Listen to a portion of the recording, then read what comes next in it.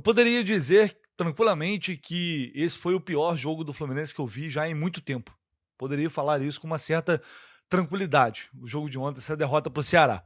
Mas um amigo falou, me alertou e disse: olha, calma, o pior nesse Campeonato Brasileiro aí, ele sempre está por vir. E eu fiquei sem argumentos.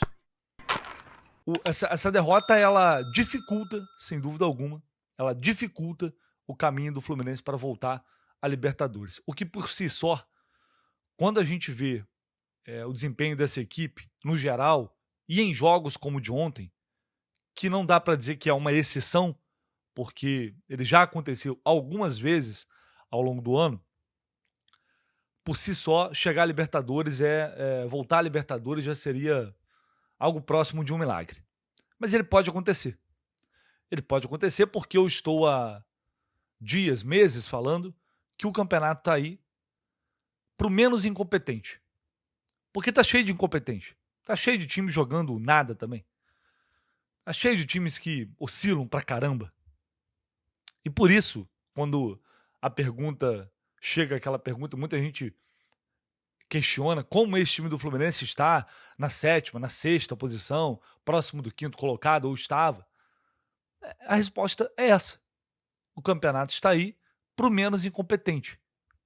Resta saber se o Fluminense vai ser esse menos incompetente que poderá chegar ao fim, talvez até numa 8ª posição.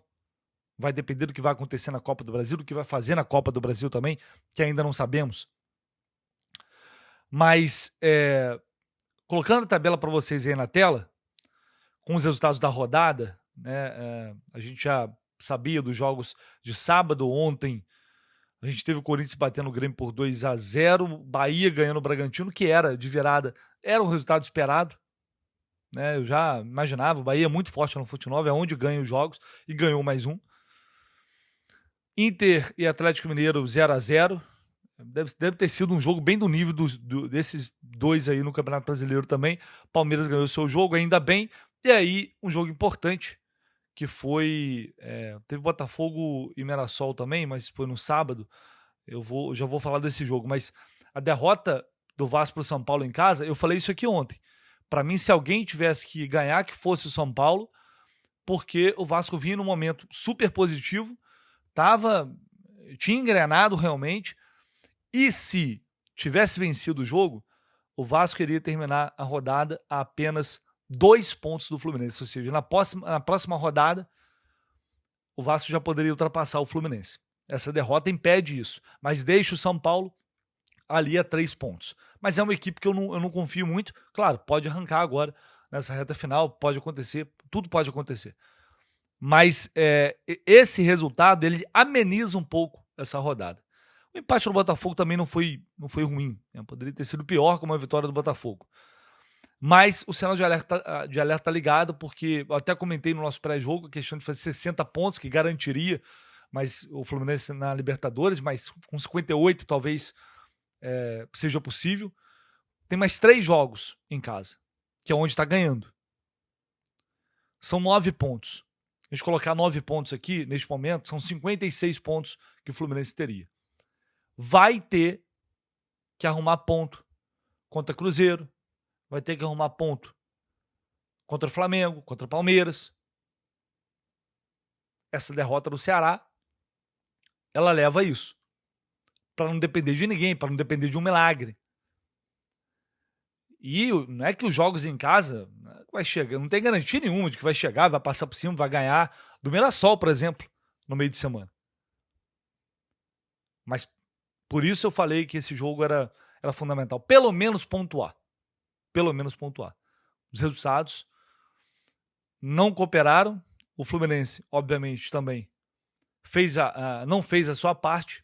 E agora a gente vai entrar numa sequência super dura, extremamente pesada, de jogos complicados,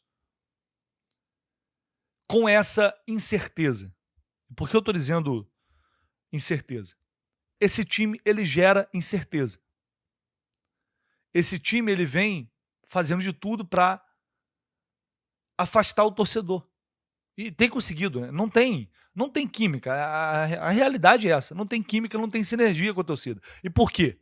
É só porque não vence fora de casa? Não, não é isso. O campeonato que o Fluminense está fazendo era para ter o Maracanã com bom público, era para ter a galera, pelo menos em casa, chegando junto, apoiando. Mas não tem, sabe por quê? Porque desde o ano passado, as escolhas feitas pela diretoria, as escolhas feitas por treinadores e decisões e postura e comportamento dos jogadores dentro de campo, elas foram enchendo o saco. E isso continua acontecendo. Eu sempre falo, isso é uma verdade para mim, né, pelo menos, quando algo está dando errado, nunca é uma coisa só. Sempre tem ali uma série de outras situações que contribuem para aquilo, positivamente ou negativamente, mas contribuem. A gente tem um caso que é agora, que chama muita atenção, porque o Zubeldia, eu falei isso ontem, já passou do período ali de adaptação, tá? Ah, mas é muito pouco tempo. Pois é, mas não tem mais tempo. Quando você aceita uma proposta no meio do ano assim, não há, esse tempo ele não existe.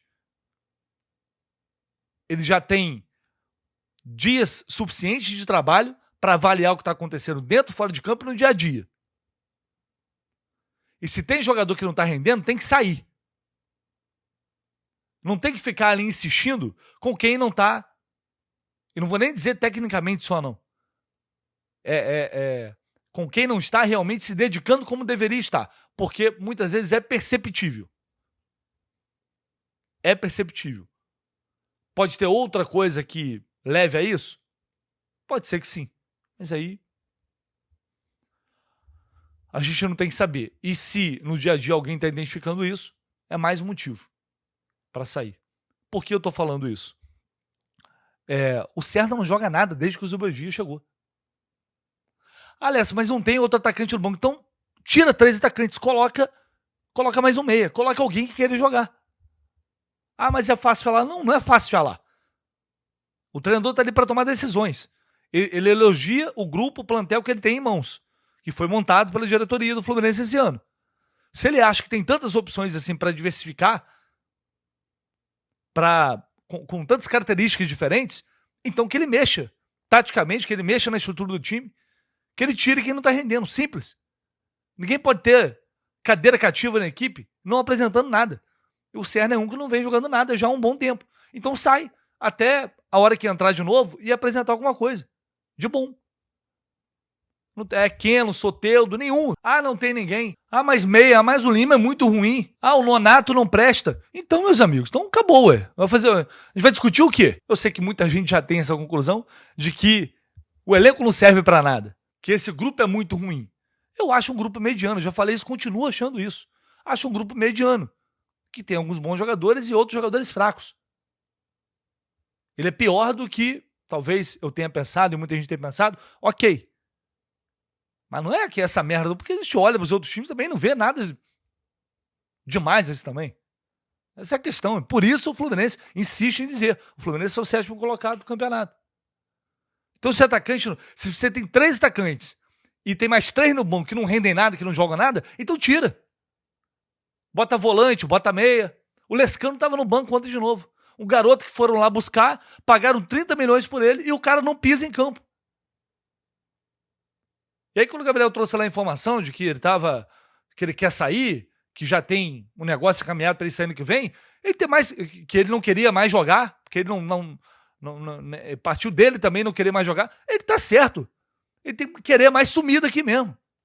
Ele, Lavega, Fidelis, todo mundo. Será que esse moleque, ele faria menos do que o Serna fez ontem no jogo? Será que ele jogaria tão menos que o Lima jogou ontem? A gente está se perguntando isso o tempo todo. E não teve um treinador que pegasse, vou pegar esse moleque, vou desenvolver, vou dar oportunidade, vou dar confiança. Chega aqui, vamos trabalhar. Não tem, pô.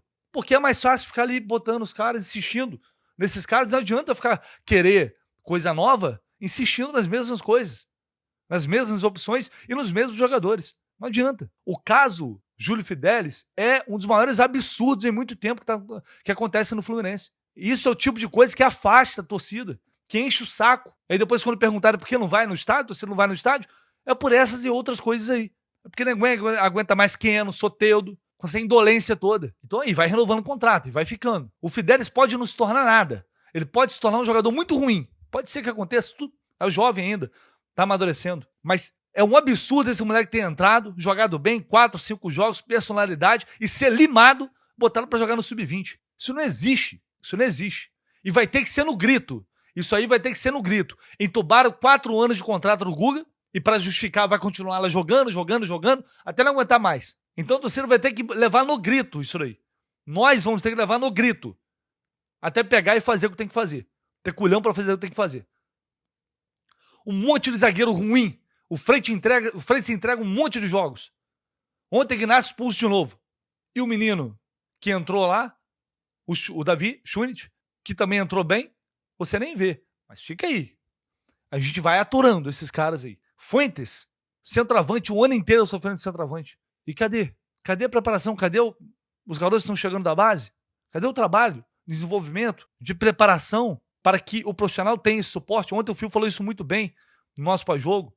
O que mais a gente deseja quando você tem um jogador como o Samuel Xavier, que é muito bom, dos melhores da posição, é você ter ele encaminhando para o fim da carreira, 34, 35 anos, e nesse momento ter um moleque surgindo da base, preparado, aparentemente, bem. É o cenário perfeito. Com o contrato do Guga, que é um jogador caro, nada contra o Guga, pelo amor de Deus, gente, não tem nada contra o Guga. O Guga foi extremamente importante para o Fluminense. Em jogos extremamente importantes, ele se pagou. Só que tem que parar esse negócio de que renovar, porque é muito difícil achar outro. Tem que renovar, porque ele fez isso e fez aquilo. Enquanto não houver esse rompimento, enquanto não houver essa mudança de gestão definitiva no futebol, de enxergar o futebol como ele tem que ser enxergado e como os grandes clubes enxergam de maneira profissional, tá rendendo? Tá. Não tá? Um abraço. Vai embora e vem outro. Enquanto não houver essa mudança, as coisas não vão acontecer. E o torcedor não é idiota, o torcedor percebe. Essa é a questão. E a gente passa um ano inteiro debatendo, por vezes, alguns assuntos, a temporada inteira, cara. E aí esse moleque tá lá jogando sub-20. E estamos aí vendo as atuações do Guga.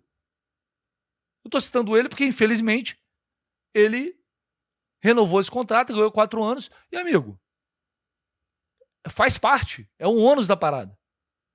É um ônus. Não tem jeito. Falando em ataque, cadê Santi Moreno? 6, 7 milhões de euros. Cadê Santi Moreno? É muito difícil, cara. É muito difícil. Assim, o que salvou essa janela do meio do ano do Fluminense foi Lúcio Acosta. Ela é uma tragédia assim mesmo. Mas é muito ruim. Mas se não fosse por ele, nem sei. Com a série do Ares, se não tem o Acosta, eu sinceramente nem sei o que seria. Ia torcer para ele sustentar esse rendimento aí até o final do ano. Porque é o fio de esperança que tem ele de qualidade. Senão, meus amigos, a gente está lascado. Não dá para normalizar atuações como a de ontem.